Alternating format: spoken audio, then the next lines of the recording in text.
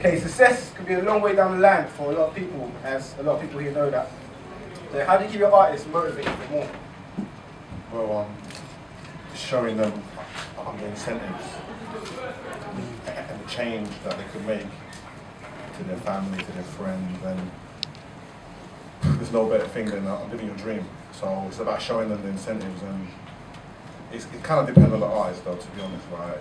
Sometimes they have to be motivated by themselves, so it's just about, if you know your artist's personality, you know what motivates them.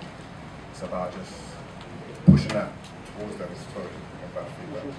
So it's like really just stuff that, like, if an artist is motivated by people hearing their music, you can just show them examples of how much records they've sold, or you know what I mean, or if they've changed their lives and their family are better.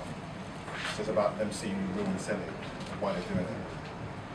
That's results. Yeah, basically, yeah. It's very positive. The next question is going to be to RoxXxan. Yeah, we've seen your video recently, which is Power. You guys check that out.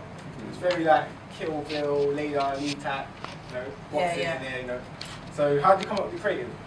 Well, basically, the track's called Power that I made with Mikey J, and the track, the hook in the track is "Lay 'em down, ready to put flowers on," which we sing. But basically, it just means I'm here to kind of kill the industry. I've got the power. So when we thought of who are strong, kind of killing women, saying that, definitely for me, Kill Bill is like a film that has stuck with me for ages. I'm a big fan. That made my favorite color yellow, etc. And the sword. I even had a samurai. So yeah, I just wanted to fight with knives. And yeah, I used to box. So it's just kind of tying everything together and trying to show what I'm trying to say in the track, instead of kind of doing what everyone does and standing in front of a car with the lights on, or having 10 people around me that will beat you up. So just trying to act on it as well and be as creative as possible. Okay, next question for Mr. Zeon. Okay, you're running you've got a successfully running business at the moment. So do you have any advice for up-and-coming young entrepreneurs such as yourself? I would say always strive for more and never be happy with where you're at, because there's always a lot more people that are doing a lot more better than you. Yeah. And there's a lot of young people that want your spot. So just always want more and work as hard as you can. And I was going to ask you, would you be able to explain your company ethos for us as well, if that's possible? Where it's at now is we kind of see it as urban arts. So I don't really want to just be stuck in the confines of music. So although yes, we have Wretch and we've got Jacob, George is a poet, and we're working with Funny Tommy, he's an artist, and the producer. So I just see it as, if I see someone young, talented, and just doing their thing, we should work with them regardless of what they do or thinking about whether we know that market or not. Let's just work as a team and try and make it happen. Yeah. Now, KC, you ready? I'm ready. Okay. Okay. The question I want to ask you is, since being a DJ, what exclusives have you been given, and what exclusives did you sleep on that you regret now? Like a track. That's a hard question, because like I'm usually quite good with all the exclusives. So you can, like I was saying to someone earlier, you can tell like within the first 30 seconds if you're gonna like a track. There's only like the one few track that you said that was absolutely rubbish, but it's like that grows on you. So some tracks that are grows, but I can't actually think of one. I can't think of one that I've slept on. No. I can't think of one. Good record. Good record. Okay, then in that case, I'll ask you. I was privileged to work alongside you with Potential. Yeah. What was it like working with young individuals? I thought it was inspiring. I mean, when I was like coming up in the game, there was nothing like Music Potential. There was nothing like this. To see the hunger on young people as well. And I've always noticed sometimes the most talented people are the laziest. And sometimes the least talented are more eager to get. This is what I've spotted. So but, thank you. But like just seeing people realizing, okay, I'm here, I'm doing this, and it's actually a possibility that I could be a DJ, I could be a presenter, And just seeing them like doing their first recording, how nervous they were, but even still they were better than me when I first started. So, do you know what I mean? Also, like, I was told when I sent my first radio demo, I was told I was rubbish. But to me, when someone says that to me, that just means try again. So I never like thought, okay, I'm never doing this again. So just take the negative as it comes and just make it fuel you. That's cool. Alright, and now, Jade. Wait, get the mic. Okay. Right, Jade. You're a first-class graduate and a rising name in the broadcasting industry. So what's your secret for working hard? Okay, so first of all, education is very important to me, hence the first-class degree.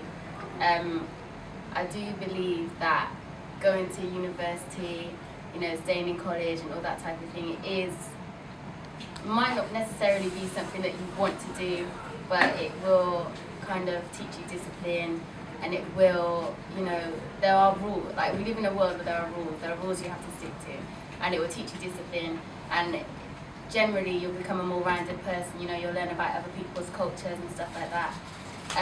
So I do believe in like a good education. So that's one of my secrets. Obviously not a secret anymore. But the other thing is hard work. Hard work all the way. I went and I did I got a first class, but at the same time, alongside being at university and working my ass off to write a 13,000 word dissertation, I was also, all the radio stations in Birmingham had a demo of mine.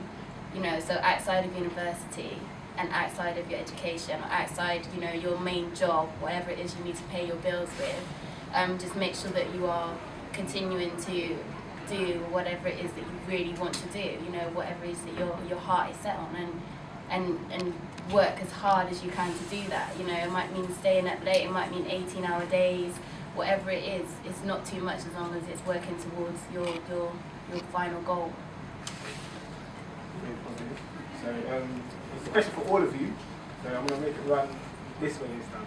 So let's start with James. Okay, is there anyone you thank for getting to where you are right now, and how did it happen? Anyone I thank for getting to where I am? Okay. This is an interesting question because I feel like there are people along the way who will help you, but the only person who can really, kind of take all of the gratitude for where you are is yourself, because you put yourself in the situations where you meet the right people. You make it so that those people see you as a person who is driven and wants to be successful. And it's hard to kind of put your future in somebody else's hands. So the best thing to do is kind of take control of it yourself. There's loads of people who I'd love to thank along the way, who have believed in me and pushed me forward, but I wouldn't say I'd be able to thank one main person for where I am, because the only main person who has been there through this whole thing and worked as hard as possible to get to where I am is me. There is one person who was like my first ever boss in radio. His name's like Neil Greensley, but he also was like the first person I fell out with in the industry. So he basically said to me when I wanted to leave that station that we want you to do mainstream radio. You'll never ever be able to do or get a job doing urban radio again. So I left with him saying that to me. The next job that I did get in radio was like a top 40 commercial, and I thought, oh, maybe he was right. But then I contacted the BBC, and then they basically said, all right, you sound great. So I went there. Then they offered me to cover their R&B chart, and then they said, we're actually launching a station called One Extra. Would you like to be the host? And I was like, wow. So I thank him for that. Basically, if it wasn't for him, I wouldn't be here today. So that kind of started off my journey. So thank you. For me, well, one actually. I've never actually told a story before, but Twin B, because Alec, the radio host, because we knew each other for years, went away together, and when I formally finally said, look, I'm going to be Wretch's manager, got the record together. I phoned him for advice. I didn't phone him for anything, just saying, look, meet me as a friend, tell me where we're at, tell me what we need to do. I didn't even take into consideration what he might have going on. And he was just blown away and said, look, I want to sign this, I want to sign it, I want to sign it. And in the early days, even before we done the deal and kind of started building up a relationship, it's kind of like a marriage. You start working with a new team and you need to know whether it works or not. He schooled me, man. Like, schooled me about when we went to new producers, how to present a project, how to present a sound, how to have a direction. And now, we're at a stage where we're going to get a label together. But he's not feeling a way about me now being in that position to be on the equal par with him.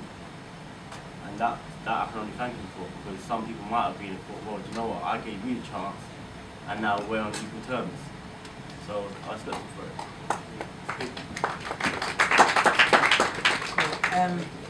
Yeah, mine's a bit different, especially being from Birmingham. The first person is Amo. Amo, he's about today as well. He runs Punch Records. Punch have brought down the Brummies that are here today, the big loud one, dancing about on stage. In Birmingham, there's not an industry, so if you make music, literally you love music, and only your area or your crew or whoever gets a CD is listening to you, kind of thing. You don't really have any way to reach out. And my mum was very strict. Unfortunately, I wasn't very good at school. I passed GCSE, but I didn't carry on for university, and obviously I didn't go to college too. But so I worked in boots, I done makeup, I worked for math, I did kind of the whole circuit. I was good at it because I'm creative, but it wasn't me. And I used to phone Amo every day because he owns a artist development thing in Birmingham, and I'd phone him, is there anything I can do? Can I be in the office? Can I be an intern? And one day he called me and said, there's an apprenticeship in EMI in London starting on Monday, and this was a Friday. No, this was a Thursday. The interview's tomorrow, and then if you get it, you start on Monday. And came down, had the interview, got the apprenticeship, literally moved to London in a weekend. I was on the train with 2 massive suitcases, everything. No one would help me. I was cussing everyone, you Londoners are horrible. But yeah, and I've never looked back. I'd also like to say my mum, she showed me how to be a strong woman without being cheesy. And Mikey J as well. When I got signed, I came to London, I interned for 9 months. Luckily enough, I jumped on the open mic circuit. An A&R at Polydor saw something in me, or maybe saw a brand, signed me. I got all gassed, thought I was going to be this big star like everyone, and then kind of reality hit. I was in loads of sessions, I was doing photo shoots. Then we got to a point where me and the label wasn't on the same page. I'm not, if you know me, I don't do Betty Riders and 2 tops. So it wasn't really with me. We partied on good terms before we put anything out, so I wasn't classed, I'm not classed as a flop. And after that, people, it's mad, when you're not signed, not a lot of producers want to have sessions. So all the sessions I were in, literally, my calendar was booked Monday to Friday.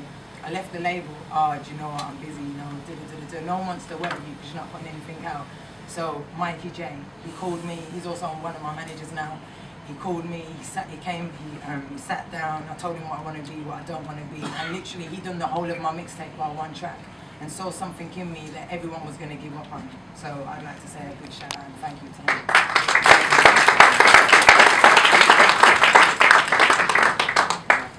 It's a hard one. I've got loads of people who can't even. One person was probably Get, first artist I managed, and at that time he was like the biggest artist with Ryan, and I was a nobody. And Richard Mark Thomas, who was managing Hano, and someone managing him like a sales manager. They was all after him, and after I didn't have a chance, you know what I mean? But I got on a bus and I went to Glasgow, and I sat down in the park with him, and he gave me an opportunity to, and at that point he was like one of the biggest grime artists. He's like a legend now, but he was like the biggest at that point, and just for him to believe in me as a manager, and I had no proving that I'd managed anyone. I managed some guys in my area that I'd rather not talk about because it was a bit mental, but he kind of gave me my first opportunity as a manager to prove myself to everyone. So I can honestly say it's kind of him really, if I be honest, that he's sparked up everything.